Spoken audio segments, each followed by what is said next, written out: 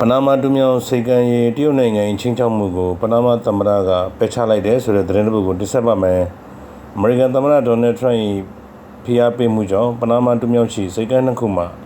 ဟောင်ကောင်ကုမ္ပဏီတစ်ခုကိုနှင်ထုတ်ခဲ့ပြီးကြီးလေးသောပေးဆက်မှုများရှိလာလိမ့်မယ်လို့တရုတ်နိုင်ငံဘက်ကချင်းချောက်မှုကိုပနာမသမ္မတမူလီနိုကပယ်ချလိုက်ပါတယ်။တရုတ်ဆိုရ၏၎င်းနိုင်ငံပေါ်ချင်းချောက်မှုကိုပြင်းထန်စွာပယ်ချကြောင်းသမ္မတမူလီနိုက